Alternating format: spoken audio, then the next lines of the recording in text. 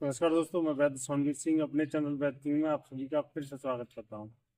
दोस्तों, आज मैं आपको लीवर फैटी यानी कि ग्रेड 1, ग्रेड 2, ग्रेड 3 या उससे भी ऊपर हो जाता है और समस्या ये आती है कि खाना खाते ही वो रखा है और हल्का पेन सा शुरू हो जाता है खाना खाते ही। तो ये समस्या क्या है कि लीवर फैटी होने की वजह से ये समस्या आती है। अब जब आप अल्ट्रासाउंड कराने जाते हो तो जब दवाइयाँ शुरू करते हैं, कई हॉस्पिटलों में अच्छे इलाज भी होते हैं, क्योंकि फैटी लीवर हुआ या ऐसे फैटी लीवर हो जाते हैं तो उन्हें बहुत तेज़ी से ठीक कर भी देते हैं। लेकिन हमारे पास जो पेशेंट आते हैं कई जगह हॉस्पिटलों में चक्कर काटने के बाद, अ, कई वैद्यों के पास दवा लेने के बाद फिर भी उन्हें इलाज में कहीं ना कहीं कोई दिक्कत आती है या फिर वो ठीक नहीं हो पाते हैं, तो फिर हमारे पास आते हैं। जब हम अपने तरीके से, नेचुरल तरीके से जब उन्हें दवाइयाँ देते हैं तो उन्हें बहुत अच्छे रिजल्ट्स मिलते हैं। जैसा कि आप अ, इस अल्ट्रासाउंड की फोटो है पहली, और फिर 15 दिन बाद की मैं फोटो लगा दे रहा हूँ। उसमें आप अंदाज़ा लगा सकते हैं कि कितना तेज़ी से जो फैटी लीवर था वो ठीक हुआ है। और देखिए, फैटी लीवर की जो समस्या होती है वो आप घर बैठे ही ठीक कर सकते हैं।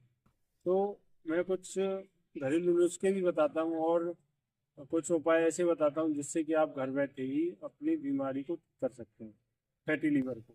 देखिए, फैटी लीवर के लिए ये जो मरुआ लगा हुआ है, इसको हमारे यहाँ मरुआ बोलते हैं। मरुए को कुछ पत्ते आपको तोड़ करके और दिखाते हैं। देखिए, इसका इमेज मैं आपको साइड में लगा करके दिखा दूंगा।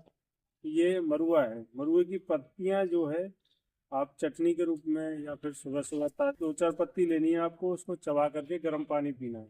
और परहेज में आपको ये रहना है कि परहेज में आपको ज़्यादातर दलिया, खिचड़ी या फिर पतली दाल बना करके उसमें रोटियां गला दें और वो खाएं। और सुबह सुबह आप ये पिएं, दोपहर शाम को भी 2-3 दिन यदि आप लगातार लेंगे तो आपके लीवर में भी आराम मिलेगा और आपका पाचन भी सही तरीके से काम करेगा। और यदि स्किन से संबंधित कोई परेशानी है तो उसमें भी ये बहुत अच्छा लाभ देता है। और साथ ही साथ फीवर जैसी समस्या आती है बॉडी में, आपके टेम्परेचर की समस्या बनी रहती है, तो उसमें भी ये बहुत अच्छा कार्य करता है। अब देखिए, बात आती है कि इसको बहुत से लोग ये कहते हैं पता नहीं कैसा लगेगा, क्या है कि ऐसे तो मैं ज़्यादातर चटनी वगैरह वगैरह बनाने में अपने घर पर भी यूज करता हूँ। बहुत स्वादिष्ट इसकी चटनी बनती है। आप भी इसको डेली यूज में चटनी बनाने के तौर पर ले सकते हैं।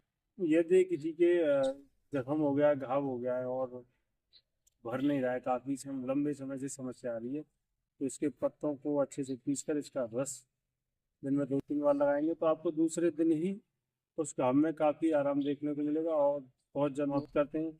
आशा करता हूँ कि मेरे द्वारा दी गई जानकारी आपको अच्छी लगी होगी। यदि आपको अच्छी लगी है तो मेरे चैनल को सब्सक्राइब करें, लाइक करें और शेयर करें।